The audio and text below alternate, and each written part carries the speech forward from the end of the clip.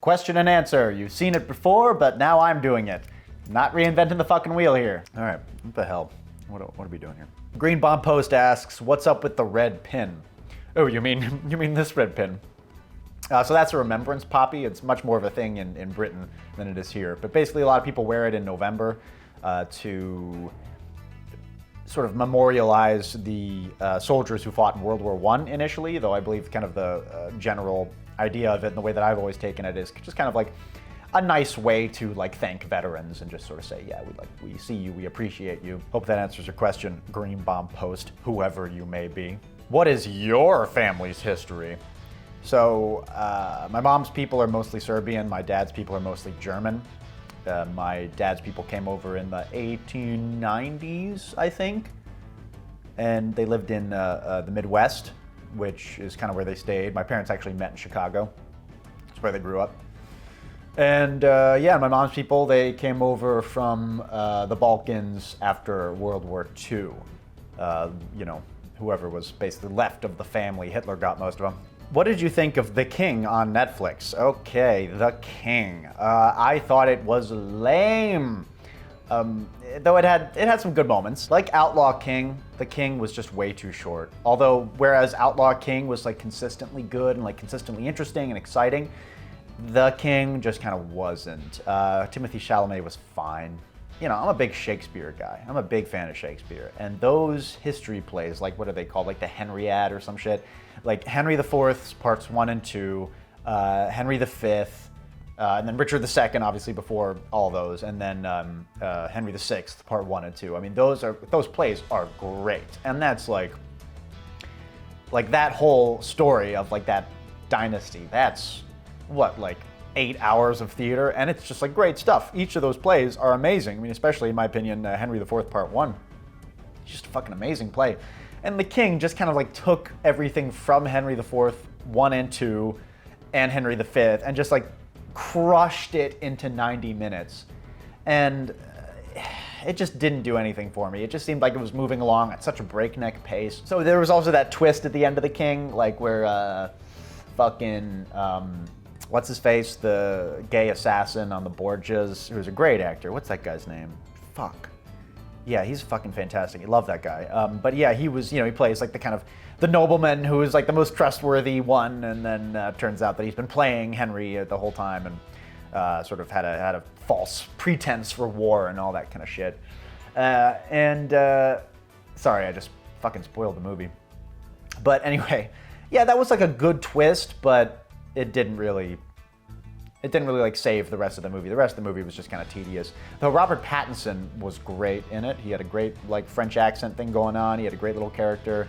His death was super anticlimactic, but yeah, he did a great job. I'm a big fan of Robert Pattinson.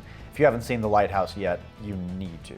It's amazing. Best movie of the year. I would love to see a movie where the gay assassin from the Borgias, what is his fucking name? I don't know. Where he and Noah Taylor, like, have like a two-hander or something, or get a bunch of scenes together. You know, Noah Taylor, he was Sir somebody on Game of Thrones. He cut off Jaime Lannister's hand. This should help you remember. Those two guys, they're like my favorite actors with weird, kind of severe, intense villain faces. And I think they should like play like brothers who rob banks or something. Noah Taylor, by the way, he also played a great Hitler in the John Cusack movie Max from like 20 years ago. Yeah, he's probably my favorite Hitler, although there have been some great Hitlers. I mean, obviously Bruno Ganz in Downfall, he did just a fucking fantastic job playing Hitler. Really humanized him. You know, in a way that kind of made him more scary because he was more relatable, you know what I mean? Robert Carlyle, also like 20 years ago, he did a great turn as Hitler in Hitler, The Rise of Evil, it's like a TV movie or something. Yeah, he was a great Hitler. He was probably the scariest Hitler. Just like really fucking unhinged, but in a very sort of subtle, kind of toned down way. You know, you never knew if he was gonna be nice or like blow up or just get like really fucking intense and scary. Yeah, he was great. Yeah, Robert Carlyle is just like one of my favorite actors of all time. He's fucking fantastic. And then who else? And then David Bamber. You know, Cicero off of HBO's Rome. in that Tom Cruise movie, Valkyrie. He did a pretty good Hitler, but they didn't really give him like that much to do. You know, he was just kind of there. He looked ominous and stuff. He looks a lot like Hitler. What was I talking about? The King? I think I said all I have to say about The King. What is your favorite Civil War movie besides Glory? You know, I wouldn't even say that Glory is like my favorite Civil War movie. It's good, but it's a little bit Oscar baity. You know what I mean? It's got like a little bit too much of that, like, you know, swelling music and, oh my God, this is so inspirational. That said, it is a good movie. I mean, it's a damn good movie. And like, the performances crush it. I mean, Denzel, obviously, you know, got a lot of praise for that. Very well deserved. I mean, he was great. He was fucking great. And, you know, wonderful, tragic, sad ending. Love me a downer ending. But honestly, my favorite Civil War movies are Westerns. The Outlaw Josie Wales.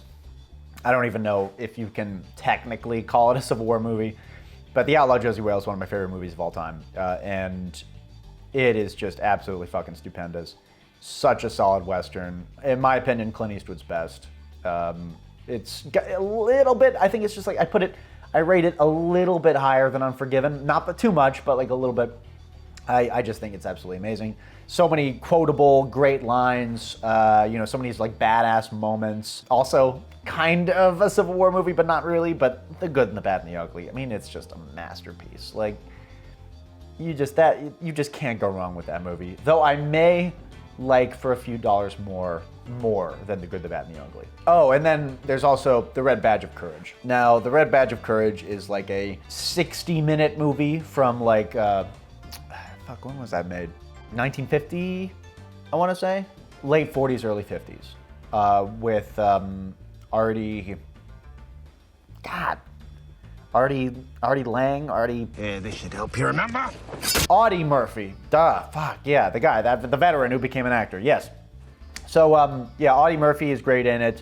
You know, I mean, he wasn't like, this guy wasn't like Tom Hanks or a Meryl Streep, but, or an Olivier. But yeah, no, he's like good enough in it. It's a very simple movie. It's just like a very simple war is bad, anti-war movie. Really sort of presents the Civil War in, I feel like, a fairly realistic way, where, you know, it's not, you don't have people like writing letters to homes, oh my darling Clementine, how I love fighting for the noble cause of slavery. You know, there's people like, I don't know, it's just not like, that's not the Ron Maxwell fluff and just the cheese whiz that they put on so many Civil War movies. Yeah, no, it's none of that. It's very down to earth. It's very disturbing and just realistic, and just, yeah, the war stuff, you just think, oh my God, like, this sucks. Like, why would anyone want to fight in this war? Whereas a lot of these Civil War movies tend to like romanticize it, and I don't really like that. I like my war movies to be dark, depressing, violent, and horrifying. That's what I like. What would be a list of some of the best Civil War movies? I already answered that goddamn question. Jesus! What university did you study at? I studied at the University of North Carolina School of the Arts, where I studied filmmaking. What's your opinion of John Bell Edwards? I think he takes his responsibility seriously, which is more than I can say for the guy who just tried to take his job. What neighborhood in New Orleans do you live in? I am not telling you. What are you reading these days? I'd love to hear your book recommendations. A bit of a confession to make. I really have not been reading as much as I should recently.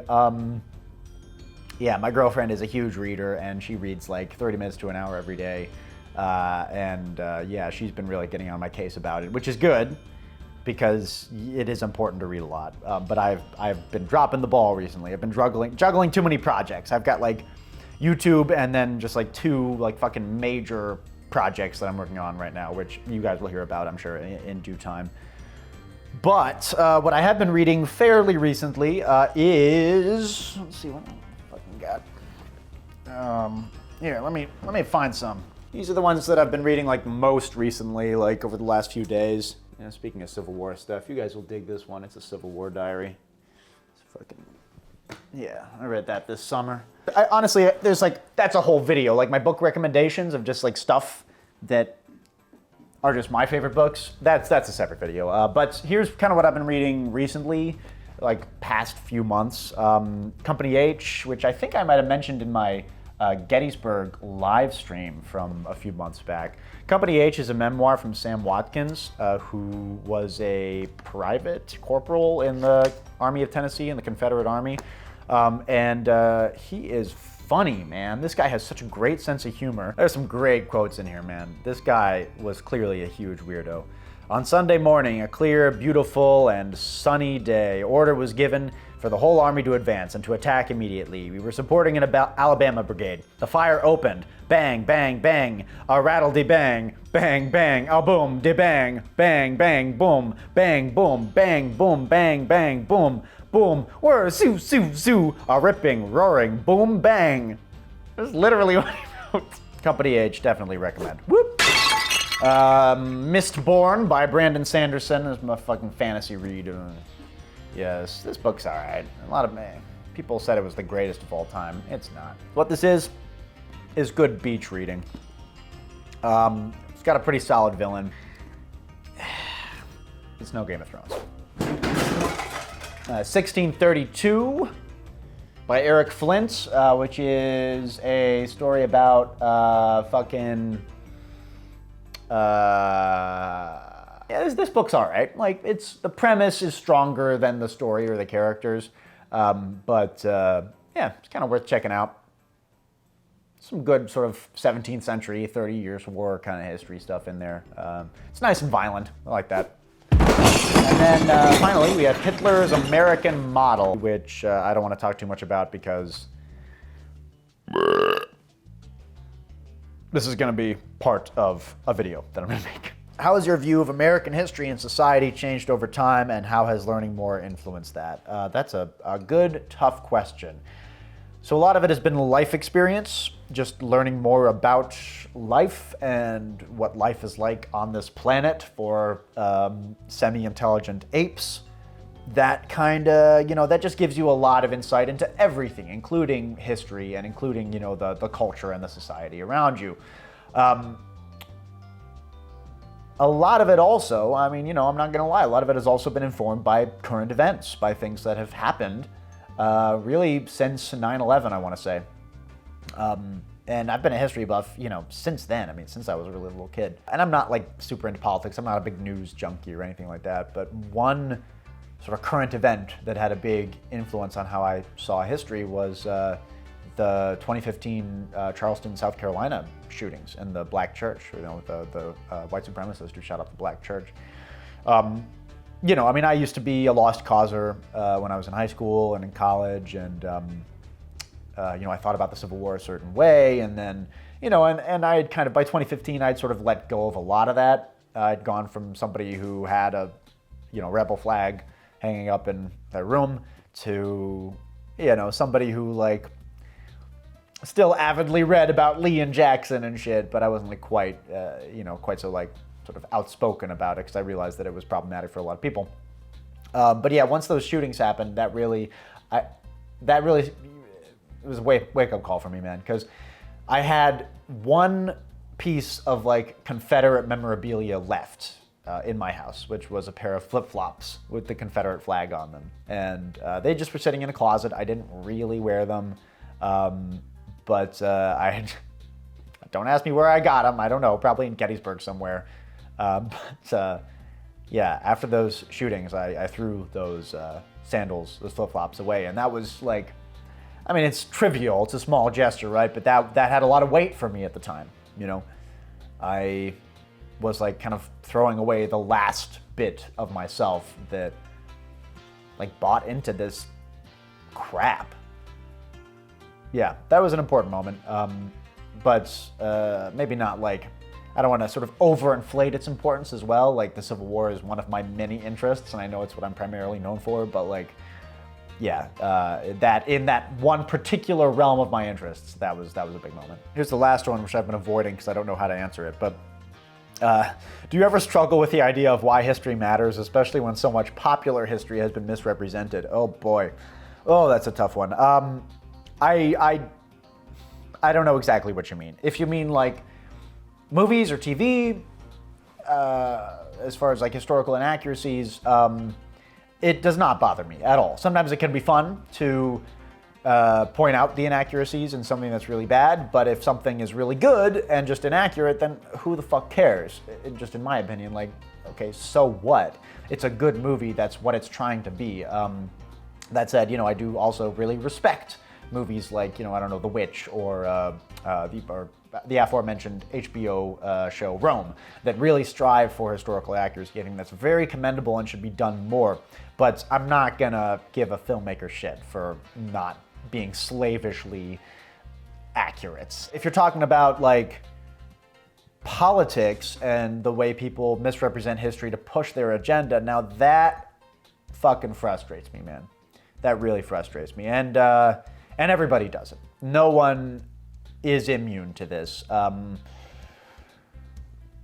Everybody who's trying to who has a political point of view has a certain attitude about history. Now, I know that a lot of my commenters, probably not so many of my subscribers, but a lot of my commenters seem to think that I'm this kind of left-wing boogeyman, especially because a lot of the stuff that I've said about the Civil War, which is sort of funny to me. Yeah, so I think when it comes to something like, in particular, American history, and this is kind of going off of the previous question as well, when you're talking about American history, because American politics are so omnipresent and just unavoidable right now, there does tend to be a lot of pushback from people on the right when they do learn about history, because at this point in time, and maybe for the last 50 years or so, the truth of history has very broadly and pretty coincidentally coincided with the more kind of liberal-leaning, left-leaning narrative of events. Who knows? In 20 years, the sort of, left-leaning narrative of events, of historical events, might veer off into La La Land, which is kind of what the right-wing one has started to do. I mean, it is very... But yeah, that's entirely really due to the Cultural Revolution in the 60s, and at that point, academia started just paying much more attention to these underrepresented stories about Native Americans and about African Americans, and just their struggles throughout history, and and starting to look at the John Wayne American individualism and start to poke holes in that and realize, okay, this is actually bullshit, and that's all well and good, that's all correct. But yeah, it is very frustrating and very concerning when you have somebody like Steven Crowder who gets up in front of a camera in front of millions of people and says that the Crusades was a defensive war. I mean, that is just so unbelievably stupid, I don't even know where to begin. It's very frustrating. And at this point in the zeitgeist, again, like I said, there is one side that is more off base than the other side. It's interesting to think about, but at the same time, politics really don't interest me too much, and I don't think anybody watches these videos to hear what I think about politics. So, I'll shut up about it. All right, let's call it a day, my friends. That was fun. Thank you for sending in your questions, and also a very, very, very special thank you to my generous patrons, Evan Genis and the Exiled Tyrant. They are part of my $50 tier, which means that they get a shout out of their choice every month, but they couldn't think of one in time. So they're just getting this very generic shout out. Come on, boys, you can do better. No, seriously, thank you so much, guys. It means the world to me, and you guys are keeping the lights on, literally. I use my YouTube money to pay my light bill. So, and just that, we've been able to do some really elaborate set pieces and really kind of crazy ambitious videos recently, and it is entirely because of you guys. So I really, really appreciate that. Anyway, I'm sorry that this is the only video this week. It's just kind of this lame Q&A video and nothing, really exciting. I was thinking about doing a Witchfinder General thing for Thanksgiving, Witchfinder General learns the true meaning of the holiday or something like that. But I couldn't really think of anything, all that funny and informative. So I figured it'd be better just to not do it at all rather than half-ass it and deliver an inferior product. Anyway, happy Thanksgiving. Enjoy it. Don't talk about politics. See you later.